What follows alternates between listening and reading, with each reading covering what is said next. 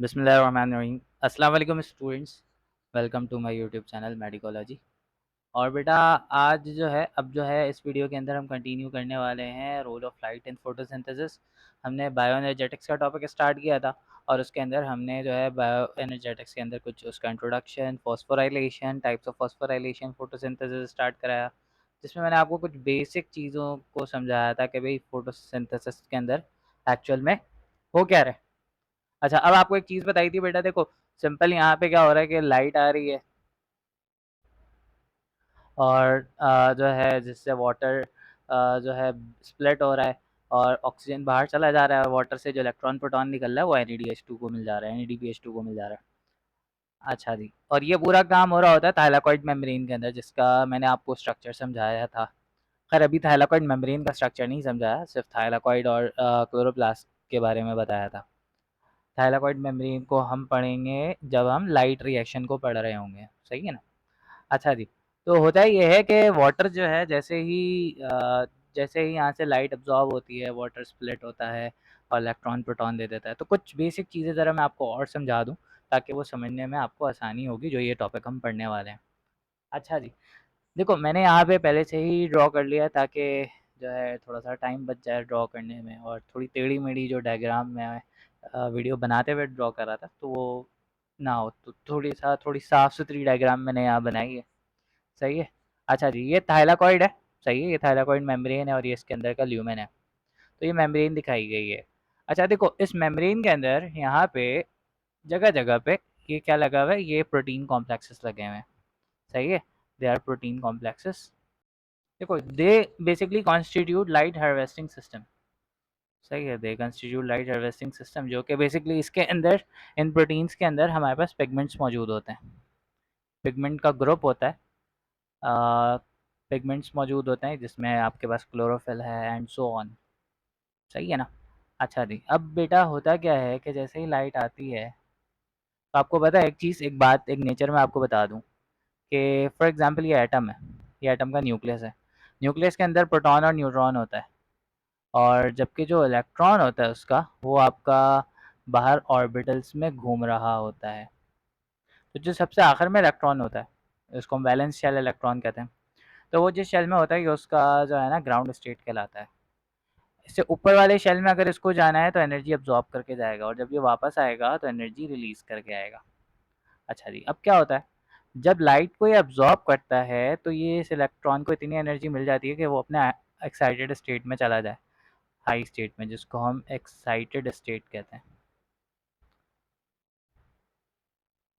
सही है, उसको हम एक्साइटेड स्टेट का नाम देते हैं। यहाँ पे चला जाता है और जब ये वापस आएगा, क्योंकि एनर्जी गेन करके गया है, अब जब वापस आएगा तो एनर्जी लूज करेगा। ठीक है ना। तो जब लाइट पड़ती है, सही है, लाइट, अब यहाँ पे इस प्रोटीन, ये यहाँ पे लाइट हार्वेस्टिंग सिस्टम, जिसको हम फोटो सिस्टम का नाम भी देते हैं, फोटो सिस्टम। ये मैं अभी सिर्फ समझाने के लिए बता रहा हूँ ये सारी चीज़ें, इसको डिटेल में हम पढ़ेंगे लाइट रिएक्शन के अंदर, सही है ना। तो फोटो सिस्टम के अंदर बेटा पिगमेंट के कॉम्प्लेक्सेस होते हैं, उन पिगमेंट्स के मॉलिक्यूल होते हैं जो लाइट को अब्जॉर्ब करते हैं, और इसका इलेक्ट्रॉन चला जाता है हाई स्टेट में। अब वो इलेक्ट्रॉन जो है, यहाँ पे बहुत सारे प्रोटीन कॉम्प्लेक्सेस होते हैं, अब जब हाई स्टेट से वापस आएगा तो ये एक कॉम्प्लेक्स से दूसरे, दूसरे से तीसरे, और इस तरह से फाइनली आखिर में एक एंजाइम मौजूद होता है जिसका नाम होता है NADP रिडक्टेस, उसको मिल जाएगा। वो NADP को लेकर बैठा होता है, उसको इलेक्ट्रॉन और प्रोटॉन चाहिए होते हैं, उसको इस तरीके से इलेक्ट्रॉन प्रोटॉन मिल जाता है और फाइनली वो कन्वर्ट हो जाता है NADPH2 के अंदर। सही है, वो NADPH2 के अंदर। तो बेटा अब लाइट के एब्जॉर्ब करने से इलेक्ट्रॉन एलिवेट हो गया था, अब जब वो वापस आएगा अपने लोअर स्टेट में तो एनर्जी रिलीज करेगा। वो जो एनर्जी रिलीज करके आएगा उससे ये ADP फ़ायदा उठाएगा और ये कन्वर्ट हो जाएगा ATP में। सही है। अच्छा देखो, जिस तरीके से मैं ये प्रोसेस बता रहा हूँ ये एक्चुअल में इस तरह से नहीं होता, ये मज़ीद डिटेल है, लेकिन अभी मैं सिर्फ आपको आपका सिर्फ एक थॉट जनरेट कर रहा हूँ ताकि आप समझ सको कि होना क्या है। सही है। तो ओवरऑल एक थाइलाकॉइड मेम्ब्रेन पे हमारे पास प्रोटीन कॉम्प्लेक्सेस मौजूद हैं जो कि लाइट एनर्जी को एब्जॉर्ब करेंगे, जिससे इलेक्ट्रॉन, अब ये इलेक्ट्रॉन जो है बेटा वाटर का यूज़ होता है। अब वाटर का कैसे यूज़ होता है वो बात की बात है। सही है, वो बात की बात है। वाटर टूटता है, वो अपना इलेक्ट्रॉन प्रोटॉन देता है, कैसे देता है वो अभी आगे की कहानी है, वो बाद में डिस्कस करेंगे। तो वो क्या करता है, वो आपका लाइट को अब्जॉर्ब करता है, इलेक्ट्रॉन एलिवेट होता है, हाई एक्साइटेड स्टेट में जाता है, तो वापस भी आएगा। वापस आएगा तो वो यहाँ पे इतने सारे कॉम्प्लेक्सेस हैं, तो इलेक्ट्रॉन एक के बाद एक कॉम्प्लेक्सेस में जाता है और फाइनली एक एंजाइम को मिल जाता है, एन रिडक्टेज को। उसको इलेक्ट्रॉन प्रोटॉन मिलता है, वो NADPH2 में कन्वर्ट हो जाता है और इस इलेक्ट्रॉन की ट्रैवलिंग से, तो ये जो इलेक्ट्रॉन की ट्रैवलिंग है इसको हम नाम देते हैं इलेक्ट्रॉन ट्रांसपोर्ट चेन। सही है। और इसके वजह से हाई स्टेट से लो स्टेट पे आएगा तो उससे एनर्जी रिलीज होगी जिससे ATP बनेगा। बस ये बात आप याद रख लेना, बाकी चीज़ें हैं जो है ना हम आगे चल के समझेंगे, बट फ़िलहाल सिर्फ इस पॉइंट को, इन चीज़ों को आपने याद रखना है। आगे की चीज़ें हमें जो है ना फर्दर समझ आएंगी। अच्छा जी, हम बात कर रहे थे बेटा रोल ऑफ लाइट की। सही है। देखो, लाइट बेसिकली क्या है, light is the form of energy.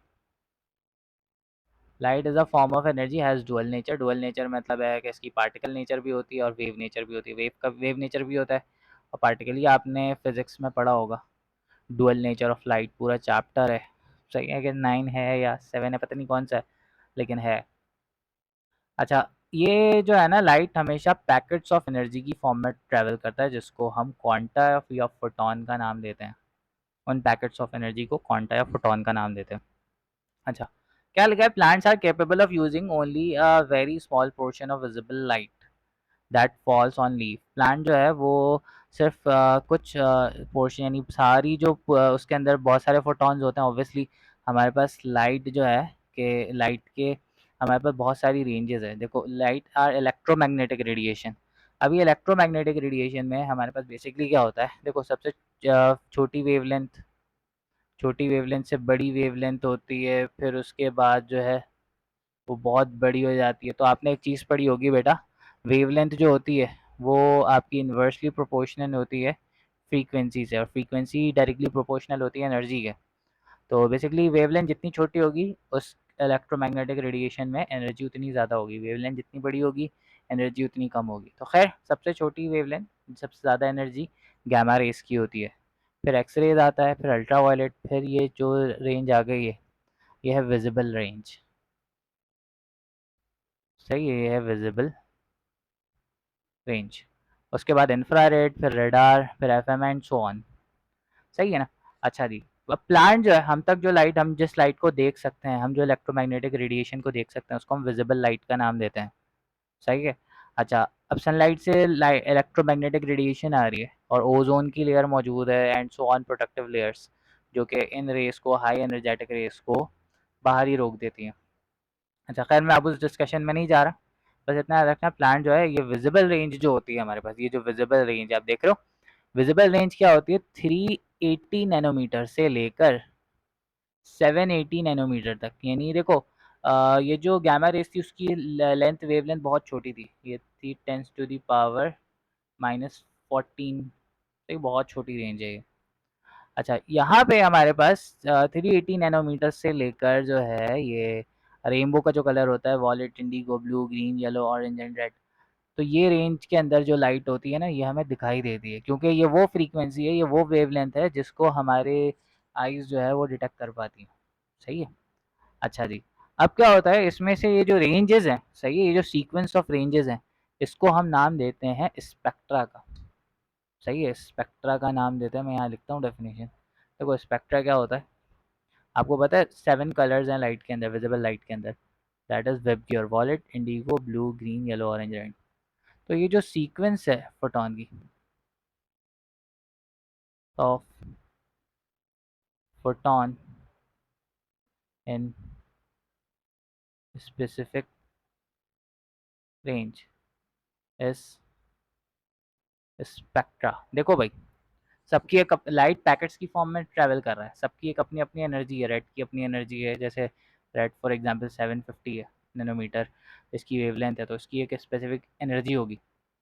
Wallet की है तो वॉलेट जैसे 380 है या 400 है।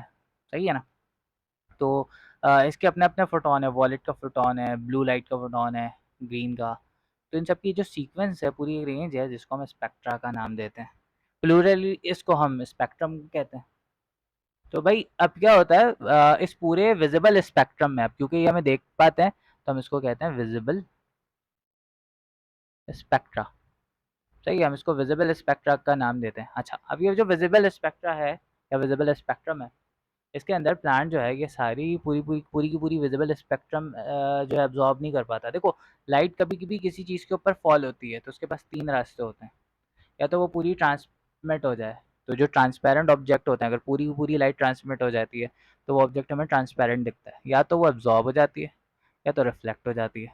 तो अगर लाइट रिफ्लेक्ट होती है हमें उस कलर के नहीं, जैसे फॉर एग्जांपल अगर ये जैसे को थोड़ा सा ये वाटर मार्क नज़र आ रहा है ये रेड कलर का, तो इसका मतलब ये रेड लाइट रिफ्लेक्ट कर रहा है, आपकी आंखों पे लग रहा है। तो जो रिफ्लेक्ट होता है वो कलर हमें नज़र आता है, जो एब्जॉर्ब होता है ट्रांसमिट होता है वो नज़र नहीं आता, जो रिफ्लेक्ट होता है वो नज़र आता है। जब ब्लैक अगर कोई नज़र आ रहा है तो ब्लैक का मतलब है सारी की सारी लाइट एब्जॉर्ब हो गई। Black is not a colour, black is absence of all colour. Red नज़र आ रहा है, रेड रेड रिफ्लेक्ट कर रहा है। सही है ना? तो यहाँ पे क्या लिखा है बेटा, plants are capable of using a only a very small portion of visible light that fall on leaf absorbed by the pigment complex present in a chloroplast. Each pigment has its own absorption spectra. Spectra का मतलब है कि भाई हर pigment के अंदर light absorb करने एक अलग रेंज होती है। जैसे फॉर एग्जांपल क्लोरोफिल है, क्लोरोफिल ब्लू और रेड को अब्जॉर्ब करता है। तो क्लोरोफिल का जो स्पेक्ट्रा है, एब्जॉर्प्शन स्पेक्ट्रा का मतलब है कि कितना ही लाइट अब्जॉर्ब हो रही है, लाइट आई और उसमें से कितना कितना अमाउंट ऑफ लाइट जो है उसने अब्जॉर्ब कर लिया। तो जो अब्जॉर्ब हो गया है, जो क्वांटिटी अब्जॉर्ब हो गई है, दैट इज एब्जॉर्प्शन स्पेक्ट्रा। अच्छा जी, समझ आ रही है बात? तो ये बात बताई गई है इस पूरे पैराग्राफ का मतलब ये है कि लाइट एक एनर्जी की फॉर्म है, डुअल नेचर रखती है, पैकेट्स की फॉर्म में फ्लो करती है जिसको हम क्वांटा या फोटॉन कहते हैं। और प्लांट जो है जो विजिबल रीजन है उसी को अब्जॉर्ब करता है। उस विजिबल रीजन में भी 7 कलर, उसकी रेंज बहुत लंबी है, 380 से 780 तक है। सही है? तो इसमें से भी थोड़ा सा पोर्शन ही प्लांट अब्जॉर्ब कर पाता है, क्योंकि प्लांट्स के अंदर जो पिगमेंट मौजूद है, सही है, पिगमेंट हम उस सब्सटेंस को कहते हैं जो लाइट अब्जॉर्ब करता है। जो पिगमेंट मौजूद है उसके अंदर कुछ स्पेक्ट्रा को ही अब्जॉर्ब करने की सलाहियत होती है। आगे की बात क्या कही गई है ये बहुत इंपॉर्टेंट है। Light energy captured by light harvesting complexes. देखो, लाइट हार्वेस्टिंग कॉम्प्लेक्सेस बताया ना कि वो जो थायलाकॉइड मेम्ब्रेन के ऊपर जो पिगमेंट प्रोटीन कॉम्प्लेक्सेस लगे हुए थे। तो लाइट एनर्जी जो है वो light harvesting complex which is efficiently and rapidly transferred to the chlorophyll molecule present in the photosynthetic reaction centre. देखो, यहाँ पे फिर आते हैं। ये देखो, ये हमारे पास पिगमेंट्स है, ये थाइलाकॉइड मेम्ब्रेन है, इसके अंदर ये फोटो सिस्टम है या लाइट हार्वेस्टिंग सिस्टम है, इसके अंदर क्लोरोफिल है। उस क्लोरोफिल के अंदर रिएक्शन सेंटर है जहाँ पे फोटोसिंथेसिस का रिएक्शन होगा। कैसे होगा वो आगे की बात है। तो बेसिकली क्या होता है कि क्या लिखा है कि भाई light energy captured by light harvesting system उस पिगमेंट उसके ज़रिए से कैप्चर होती है यानी अब्जॉर्ब होती है, जो कि फाइनली क्लोरोफिल तक ट्रांसमिट हो जाती है। और क्लोरोफिल कहाँ मौजूद होता है? फोटोसिंथेटिक रिएक्शन सेंटर में, यानी जहाँ पे रिएक्शन होगा। Each pigment has its own absorption spectra. Her pigment का एक अलग अलग, क्योंकि हर पिगमेंट अलग अलग जो है लाइट अब्जॉर्ब करेगी। Absorption spectrum of chlorophyll indicates that absorption is maximum in blue and red part of the spectrum। देखो भाई, क्लोरोफिल का जब हम एब्जॉर्प्शन स्पेक्ट्रा लेते हैं तो उससे ये पता मालूम होती है हमें बात कि क्लोरोफिल की मैक्सिमम एब्जॉर्प्शन ब्लू और रेड की रेंज में आती है। सही है? अच्छा, जब हम उसके स्पेक्ट्रा, देखो हम ये स्पेक्ट्रोफोटोमेट्री एनालिसिस है। स्पेक्ट्रम यानी हम क्या करते हैं भाई, हम देखते हैं, देखो हमारे पास एक मशीन होती है, ये मैंने इसका लेक्चर भी बनाया हुआ है, आप चाहो तो मेरे सेल वाली प्लेलिस्ट पे जाके देख सकते हो। हम क्या करते हैं, हमारे पास एक होता है स्पेक्ट्रोफोटोमीटर। स्पेक्ट्रोफोटोमीटर यानी स्पेक्ट्रो का मतलब आपको पता है स्पेक्ट्रम, फोटो यानी लाइट, मीटर का मतलब होता है मेजरमेंट। एक अपरेटस होता है जो हमें ये मेजर करके बताता है कि कितनी लाइट अब्जॉर्ब हो रही है। तो उसका हम बनाते हैं ग्राफ। सही है? हम देखते हैं, हम जो है जैसे फॉर एग्जांपल मैंने एक पिगमेंट का सॉल्यूशन बना लिया, जैसे क्रोमेटोग्राफी करते हैं ना उसी तरह से पिगमेंट का सॉल्यूशन बना लिया, उसको स्पेक्ट्रोफोटोमीटर में रखा और फिर उसमें से अलग अलग लाइट की, यानी पहले उसमें से ब्लू लाइट पास कराई, फिर जो है अलग अलग लाइट पास कराई। तो फिर मुझे पता लग जाएगा कि यार ये पिगमेंट इस सॉल्यूशन में मौजूद है, तो ये कौन सी लाइट अब्जॉर्ब कर रहा है। तो क्लोरोफिल को जब हम स्पेक्ट्रोफोटोमेट्रिक एनालिसिस करते हैं तो हमें पता लगता है कि 430 नैनोमीटर पे और 670 नैनोमीटर पे उसकी एब्जॉर्प्शन मैक्सिमम आ रही है। सही है, ये ब्लू की रेंज है और ये रेड की रेंज है। Absorption peaks of carotenoid are different from these chlorophyll. देखो यहाँ पे अलग अलग दिखाया गया है कि भाई क्लोरोफिल एक की ये कंटिन्यूस लाइन है, ये वाली लाइन जो है ये कंटिन्यूस लाइन क्लोरोफिल एक है। तो देखो ये ब्लू पे आ रही है, ये देख रहे हो, ये आ रही है यहाँ पे 430 के करीब आ रहा है।